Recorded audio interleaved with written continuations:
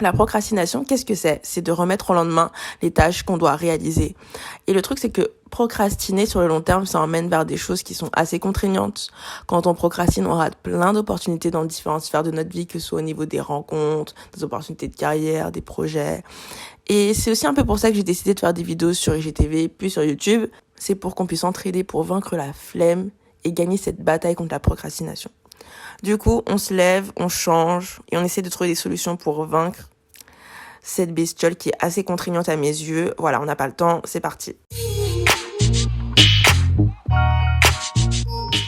voyez cette machine? Ça fait 2 semaines qu'elle me regarde, ça fait 2 semaines que j'ai pas repris la couture. Je vous avais dit la semaine dernière que je devais reprendre. J'ai rien fait. Voilà, donc du coup, je me suis dit cette semaine, on va pas continuer à avoir la flemme dessus, c'est genre pas possible. Et tout ça, c'est en rapport avec un premier tip que j'ai pour vous, c'est de penser constamment à ses objectifs, de les avoir toujours en face de soi et aussi de penser aux résultats positifs et négatifs si vous n'arrivez pas à atteindre vos objectifs. Déjà, le fait de penser constamment à ses objectifs et aussi penser aux résultats, ça va être un booster d'énergie. Pourquoi? Parce que ça va vous donner la motivation et ça va vous forcer à travailler. Parce que si vous voulez atteindre les résultats que vous avez en tête, la seule solution c'est de faire et de bosser. Et un autre point, quand je parlais de lister ses objectifs positifs et négatifs, je pense qu'il y en a plein qui pensent beaucoup aux résultats positifs, mais personne pense aux résultats négatifs si tu ne réalises pas tes objectifs. Bon, je vais prendre 2 exemples. Premier exemple, le sport. Résultat positif, si tu décides de faire du sport tous les jours pendant 1 mois, de 6h à 7h, bref, voilà. Les résultats positifs, ça va être quoi? Ça va être que tu vas gagner du muscle, tu vas sûrement perdre du poids, tu vas t'affiner, tu vas être beaucoup plus à l'aise avec ton corps, enfin bref, que des choses positives. Les résultats négatifs, si tu décides de plus du tout faire du sport et de pas du tout revoir ton alimentation, ça va être peut-être prise de poids, et aussi peut-être que tu vas pas forcément te sentir bien à l'aise, et peut-être que tu seras même limite pas forcément en bonne santé. Et c'est ça le truc, quand tu vois tous ces résultats négatifs, et ça te remet en question et tu te dis ok, je veux pas arriver à ces résultats négatifs, moi je veux tourner vers les résultats positifs, et pour pouvoir arriver à ces résultats positifs, il faut bosser. Et moi, donc l'autre exemple avec la couture, quand je pense aux résultats positifs de ça, si je reprends la couture, imaginons que je reprends aujourd'hui et que je couds tous les jours jusqu'à je sais pas quand, résultat positif, ça va être plusieurs choses. Je vais réussir à coudre des choses pour moi et mes potes vont être contents. Je vais apprendre à retravailler des vêtements, donc je ne serai pas obligée d'aller chez la couturière si j'ai un vêtement qui se déchire ou qui est trop grand ou trop petit. Je vais pouvoir aussi créer mes propres vêtements. Et ça, c'est génial. Déjà rien que pour la consommation, du coup je vais moins acheter, je vais acheter que des tissus. Donc ça c'est sympathique, on est éco-friendly, etc.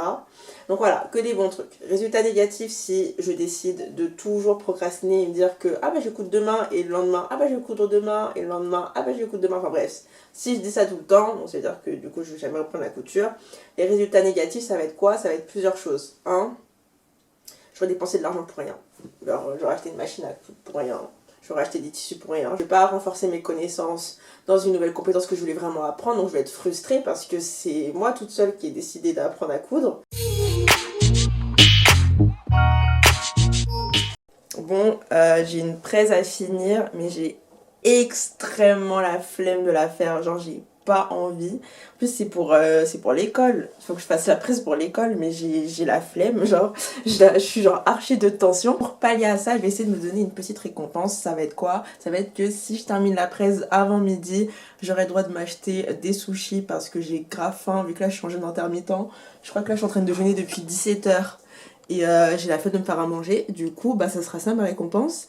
Donc, j'ai jusqu'à midi pour tout faire. On va y aller. Et si c'est pas fait, pas de sushi, donc let's go. Si vous avez une tâche à faire, une tâche qui est extrêmement chiante ou une tâche que, je sais pas, ça vous donne pas envie mais il faut absolument la faire parce que c'est important, n'hésitez pas à vous lister des récompenses que vous allez pouvoir obtenir si vous avez réalisé vos différentes tâches à un temps donné. Les 2 tips pour pouvoir réaliser une tâche quand on a extrêmement la flemme, c'est dans un premier temps de se donner une deadline donc horaire, donc se dire que j'ai jusqu'à telle heure pour pouvoir réaliser tel ou tel objectif. Et le deuxième point, ça va être de se récompenser à la fin. Imaginons que vous avez, je sais pas, vous devez faire le ménage, un truc tout bête. Si c'est fait, la récompense, ça va être de se poser devant un film et on va y commander un truc à manger ou autre, quoi. Voilà, donc maintenant on va aller bosser. Et 11h, presque 11h50, j'ai fini la presse, je suis contente. Donc du coup je vais aller m'acheter mes sushis quoi, parce que j'ai faim, j'ai extrêmement faim. Mais ouais, du coup ça m'a donné un gain d'énergie, j'avais extrêmement la flemme de bosser. Et là dès que j'ai dit ok si je vais m'acheter un truc à manger, là ça y est, la déterre est revenue, elle a fait son arrivée dans la villa. Donc voilà, bon bah du coup on va aller chercher tout ça.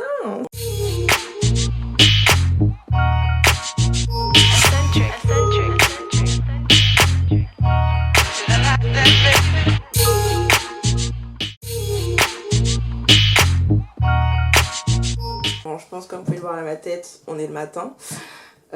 Autre point que je voulais vous dire, c'était la notion du pouvoir du présent et de faire les choses difficiles même si c'est relou sur le moment. Je pense que tout le monde a compris, on peut pas modifier le passé, on peut pas prédire le futur. Le seul endroit où on peut faire du changement dans notre vie, c'est pendant l'instant T, donc du coup durant le présent. Et le truc c'est que le choix que tu vas faire maintenant, ça aura un impact sur le futur. Si tu choisis tout le temps l'option de facilité, tu vas peut-être pas forcément évoluer. Tu as choisi tout le temps l'option de facilité, donc du coup il n'y a pas d'évolution au niveau de ta personne. Par contre, dans les petits choix, tu te forces à faire les choses qui sont hyper difficiles. Sur le long terme, tu vas avoir des super bons résultats. Du coup, tu vas grave lever up grâce à ça. Et le truc, c'est que, comme je l'ai expliqué, les choix que tu vas faire maintenant vont avoir un impact sur le futur. Ça peut avoir un impact positif, mais aussi un impact négatif. Et ce que tu fais un jour à la fois va constituer ta vie entière. Et c'est pour ça que les gens ils parlent beaucoup de routine, de habitude, parce que à force de créer ce genre d'éléments là, tu vas pouvoir lever up et être une meilleure version de toi-même dans différents aspects de ta vie, et ça c'est génial. Il y en a plein qui comprennent pas que les petites choses ont un impact sur la suite, et c'est dans les petites choses mais aussi les petits choix, ils ont un impact sur la suite de notre vie.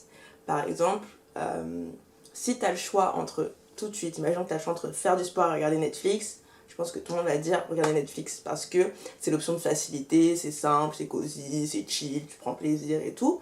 Et le sport, sur le moment c'est relou, c'est chiant, c'est fatigant le sport, tu transpires et tout et tout. Mais le truc c'est quand tu regardes sur le long terme, faire du sport sur le long terme ça va t'apporter que des bienfaits. Vu que tu fais du sport, techniquement tu vas prendre soin de ton corps, tu vas te défouler, tu vas renforcer tes muscles, etc. Alors que si tu as choisi Netflix et de manger un peu de glace ou manger autre chose, sur le moment c'est trop bien parce que tu passes un bon moment et tout, tu te reposes et tout. Mais si tu fais ça tout le temps, sur le long terme, tu vas pas forcément prendre du muscle, tu vas pas forcément prendre soin de toi sur le long terme et c'est un peu dommage. Donc c'est pour ça que sur le moment, je comprends que c'est mieux de regarder Netflix parce que c'est cool, mais quand tu penses au long terme, vaut mieux plutôt faire du sport. Après, je dis pas qu'il faut plus jamais regarder Netflix de sa vie. Il y a un temps pour tout. Il y a un temps pour bosser et un temps pour se reposer. Mais c'est vraiment de se forcer à faire les choses difficiles, même si on a la flemme. Parce que quand tu penses aux résultats, et c'est ce que je disais tout à l'heure, tu te dis, ok, il faut passer par là pour pouvoir arriver à ses fins, tout simplement. Et il y a un autre point, moi personnellement, je me réveille tous les jours à 6h30, enfin surtout en semaine, le week-end je dors. En semaine je me réveille à 6h30 et comme je l'avais expliqué parce que je commence à 9h, du coup je me réveille 2h30 avant pour pouvoir juste me focaliser sur moi, travailler sur plein d'aspects de ma vie que j'ai envie d'améliorer, avoir un vrai temps de méditation, faire du sport, etc., etc. Et en fait depuis que je fais ça, parce que je fais ça depuis longtemps maintenant, j'ai l'impression d'être beaucoup plus efficace et de travailler beaucoup mieux et aussi de me sentir plus stylé qu'avant. J'ai l'impression de lever up au fur et à mesure de ce parcours, même si sur le moment c'est relou, sur le long terme je commence à vraiment voir les résultats et ça c'est génial. Et je pense que j'en parlerai dans une autre vidéo parce que c'est, voilà, je pense que c'est un sujet qui est quand même assez long, où il y a beaucoup de débats, donc on va en parler plus tard. Et le truc c'est que ce genre d'action, comme je l'explique, ça peut paraître hyper difficile de se réveiller plus tôt que d'habitude.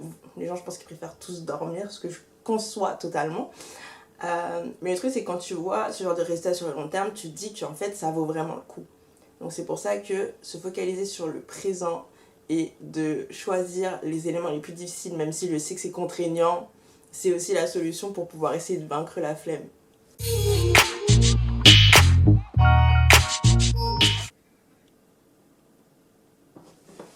Genre là par exemple, on m'a envoyé un message. Génial, je réponds au message. Je suis censée bosser, mais vas-y. On prend 2 minutes pour répondre au message. Et le truc, c'est que je sais pas ce que j'ai fait. On m'a envoyé un message sur Instagram et j'ai atterri sur TikTok. J'ai regardé des TikTok pendant 15 minutes. Du coup, là, j'ai perdu 15 minutes de taf à cause de ça. C'est pour ça que c'est hyper important de limiter cette distraction quand on est en phase de travail, parce que sinon on perd du temps. Et du coup, ce que je vais faire, c'est que moi, c'est un truc que j'aime bien faire parce que j'ai besoin d'avoir mon téléphone avec moi pour bosser, des fois pour me connecter ou des trucs comme ça, et c'est avec le téléphone. Donc, pour ne pas être submergée par les notifications, je tourne mon téléphone. Parce que quand je travaille, vu que mon téléphone il est là, dès que je vois une notification, je vais regarder direct, ce qui est tout à fait logique. Donc du coup, je le tourne comme ça. Comme ça, je vois pas les notifications. Et pareil aussi, je désactive mes notifications sur mon ordinateur. Comme ça, je sais que je vais pas être dérangée. Pour les gens les plus déter, plus frivoles, moi je peux pas faire ça. C'est ce que je vous conseille de faire, c'est limite soit désactiver les notifications, c'est ce que moi j'ai la flemme de le faire sur mon téléphone, ou sinon de se mettre en mode avion. Comme ça, vous êtes sûr que vous n'allez pas être dérangé. Ça, c'est un bon moyen aussi. Autre point, ce que j'aime bien faire moi, c'est mettre de la musique pour rester focus. Ce que j'aime bien faire, c'est faire des playlists de je sais pas 15-20 minutes. Du coup, pendant 20 minutes, j'écoute la musique. Quand la playlist se termine, soit je pars en pause, soit je regarde mon téléphone. Un autre conseil pour essayer de vaincre la flemme et la paresse et la procrastination, etc., c'est d'avoir un partenaire de responsabilisation. J'en avais parlé dans une de mes vidéos. En fait, le partenaire de responsabilisation, c'est quoi? C'est le fait de dire à 2-3 personnes toute ta liste d'objectifs pour pouvoir leur rendre des comptes au fur et à mesure de la réalisation de tes objectifs. Même aussi, point. Et l'objectif de ça, c'est que tu as des comptes à rendre à cette personne et du coup, toutes les semaines ou toutes les 2 semaines, tu vas devoir lui dire si oui ou non, est-ce que tu as avancé sur tes objectifs. Si oui, qu'est-ce que tu as fait? Sinon, pourquoi? Quels sont les axes d'amélioration? Bref, et en fait, du coup, tu as un suivi sur le long terme et ça te force à bosser. Une bonne solution pour ceux qui ont du mal à se discipliner tout seuls. C'est un peu aussi, moi personnellement, ce que je fais avec ma chaîne, parce que il y a aussi avec ce challenge, toutes les semaines, je dois vous dire si oui ou non je suis en train d'avancer sur la réalisation de mes objectifs. Si oui, qu'est-ce que j'ai fait? Sinon, comment je dois faire pour m'améliorer.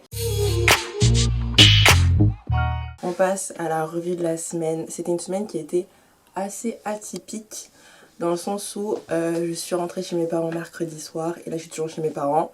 Et vu que je suis chez mes parents, dans ma tête, quand je suis chez mes parents, je suis un peu en vacances. Donc tout ce qui est objectif, etc., je le mets un peu de côté. Donc c'est une semaine un peu light. Bon, la semaine prochaine on va se reprendre et on va faire les vraies choses. C'est pas très grave. Du coup, au niveau des objectifs, passer du temps avec Dieu, oui. Ça s'est réalisé. Cette semaine, j'étais pas en alternance. J'étais en full école. Donc du coup, l'alternance, on met de côté. Être au taquet durant les cours, oui. YouTube, écoutez, on est là. On est plutôt assidus, j'ai l'impression. J'espère que ça va continuer comme ça pour les 11 autres vidéos qui vont arriver par la suite. Sur Instagram, par contre, je vais poster que lundi. Je me tâte à poster qu'une seule fois par semaine. Je suis un peu en réflexion sur le rythme de post pour Instagram. Je verrai. TikTok, j'ai posté. Je suis grave active sur Clubhouse. J'ai suivi plein de rooms cette semaine. Par contre, j'ai pas forcément parlé dans ces rooms, mais j'en ai suivi plein. Et c'était hyper intéressant. Parce qu'en fait, il y a des moments. En fait, il y a des heures creuses. Il y a des moments où les rooms, elles sont nulles.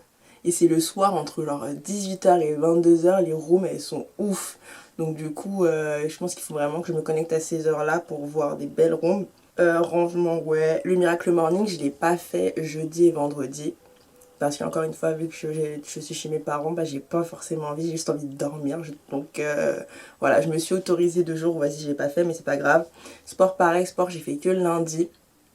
J'avais dit que je devais faire 5 fois par semaine, là j'y vais qu'une seule fois. Et je vais me rattraper la semaine prochaine. Je suis intermittent. J'ai fait les 3 premiers jours et puis encore une fois vu que je suis chez mes parents, j'ai pas fait aujourd'hui. Enfin j'ai pas fait ni hier ni aujourd'hui. Limiter les écrans à partir d'une certaine heure. Les 3 premiers jours, donc lundi, mardi, mercredi, oui. Par contre jeudi, vendredi, non. Je crois que j'ai arrêté d'utiliser mon téléphone vers minuit. Continuer à apprendre la couture, j'ai repris la couture cette semaine. Ça c'est grave, une bonne nouvelle. J'ai enfin repris la couture. De toute façon, je vous ai tout expliqué dans la vidéo en amont, donc ça c'est cool. Apprendre de nouvelles choses, oui. J'ai fini mon cours de SEO, donc je suis grave contente. Renforcer mes connaissances aussi. J'ai repris la photo, j'ai fait un shooting photo hier. Ça c'est presque 1 an que j'avais pas utilisé mon appareil photo pour faire des shootings, donc ça je suis grave contente. Lire tous les jours, ouais. Passer du temps avec mes amis et ma famille, ouais. Semaine en soi, elle s'est bien passée, j'ai pas pu bien réaliser tous mes objectifs, etc. Parce que encore une fois, je suis chez mes parents, du coup je suis dans un mood un peu chill. Mais je suis grave contente pour la couture, pour les choses que je voulais apprendre, tout ce qui est SEO, etc. J'ai bien avancé. J'ai repris la photographie, etc. Donc c'est très bien. C'est juste toute cette phase de sport, alimentation, jeûne intermittent, tout ça, j'ai un peu mis de côté. Mais bon, c'est pas très grave. La semaine prochaine, je vais essayer d'être un peu plus déter sur mes différents objectifs à réaliser. Surtout que là, je serai plus chez mes parents, je serai chez moi.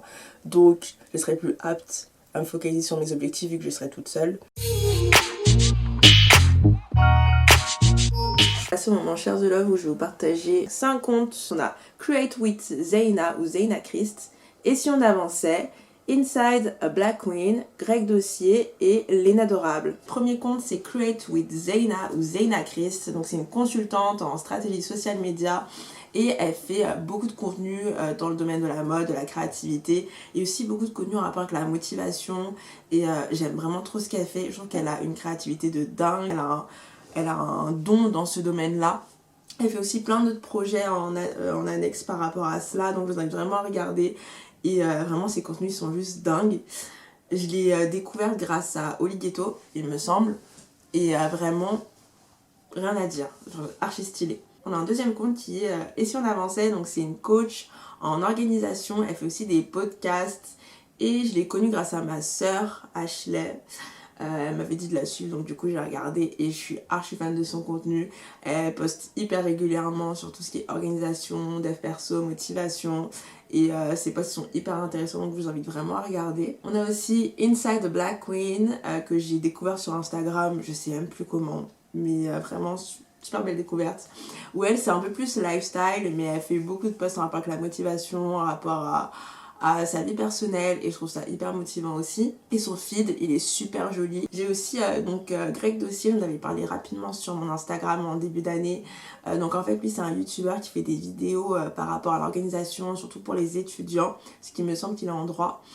Et il fait plein de vidéos donc sur l'organisation, la motivation, sur comment essayer de booster sa productivité, surtout en tant qu'étudiant, c'est pas évident, et en plus avec le Covid c'est encore pire.